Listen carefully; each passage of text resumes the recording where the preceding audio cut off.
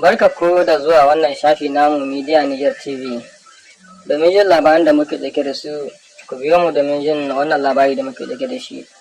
Wata tattaunawa da hankali da ƙasar Faransa domin maido wa diflomasiya ta dangantaka tsakanin ƙasashen IAS, Niger, Burkina Faso da Mali.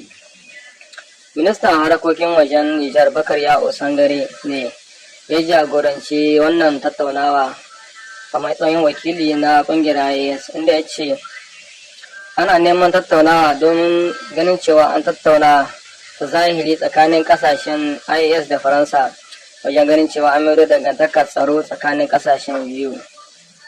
Ya kuke ganin wannan tattaunawa za ta yi tasiri dangance da wasu sharuɗa da kasashen IAS suka gindaya ma ƙasar Faransa?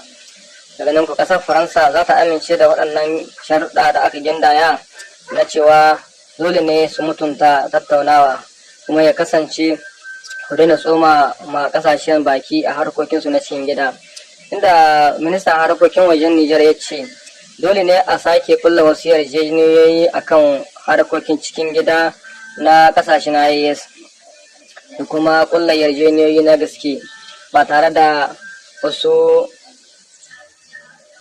da cin zarafin juna ba ko kuma tugu da makirci da ake zargin kasar Faransa tana yi. Duba da cewa yanayi da ake cike da shi na tsaro akan bangarorin na jamhuriyar Nijar, Burkina Faso da Mali tun biyo bayan juyin mulki da an kai na wannan kasashe ya kasance sun kawo wasu kasashe kawaye kamar kasar Rasha da sauran wasu kasashe, amma har yau bangaren tsaro har yau bai sauya ba. Kuna ganin cewa dawowar diflomasiya tsakanin kasar Faransa da Nijar da Mali da Burkina Faso abu ne wanda zai kawo sauyi kuma za a samu canji a ciki ko kaka ne? Ku biyo mu domin jin wannan shiri da muke ɗauke. Fatan alheri zuwa gare ku. AS sun gaya ma kasar Faransa abin da ake so su faɗa, don haka a biyo mu cikin wannan rahoton namu za a ji abin da kungiyar IAS ta gaya ma ita kasar ta Faransa. Muna tunar da yan uwa, idan farkon zuwa ku tashar tamu mai albarka kuna iya leka kasan bidiyon tamu, akwai inda aka rubuta abone da kalmar Faransanci ko kuma subscribing da kalmar Turanci, kuna iya taba shi sai ku yi gaba ku danna kararrawa. Hakan ya iya ba ku dama duk lokacin da muka saki bidiyon za ta zo muku a daidai lokacin da muka sake ta. Nijar, Mali da Burkina Faso sun aika da sako mai zafi zuwa kasar Faransa, sako mai kalmomi guda biyu kacal: gaskiya da mutunta juna. Ko kasar ta Faransa za ta amince? Ministan harkokin wajen jamhuriyar Nijar Bakar Ya'u Sangare.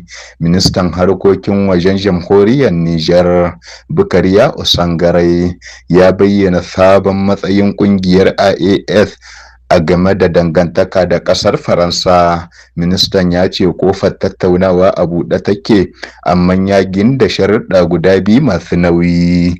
Na farko, gaskiya dole tattaunawar ta kasance ta zahiri ba tare da ɓoye-ɓoye ko makirci ba.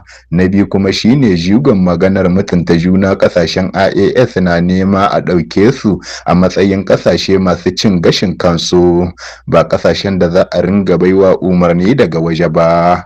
Wannan furci ya zo ne a daidai lokacin da kasashen IAS ke ƙara kulla alaƙa da sabbin abokan hulɗa a duniya. Jawabin ya nuna a fili cewa kasashen ba sa gaba da kowace ƙasa ba, amma sai dai a yi mu'amala da bisa ƙa'idodin girma ikon mulkin ƙasa. Idan Faransa ta amince da wannan sharuɗa, hakan na iya rage takkun saƙa da ake samu a yankin Sahel.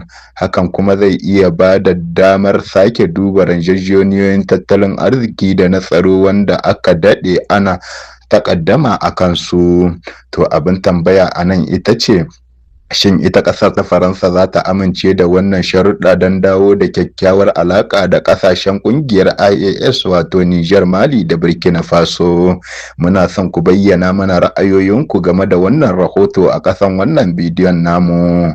Muna ƙara tunar da 'yan uwa, idan farkon zuwa ku tasha wannan mai albarka, kuna iya leƙa ƙasan bidiyon tamu, akwai inda aka rubuta abone da kalmar Faransanci ko kuma subscribing da kalmar Turanci, kuna iya taɓa shi sai ku yi gaba ku danna mana kararrawa. Hakan na iya ba ku duk lokacin da muka saki rahotannin namu za ta zo muku a daidai lokacin da muka sake su. Idan kuma abin ya burge ku, kuna iya ɗaukar rahoton namu sai ku yi fartaje zuwa ga 'yan uwa.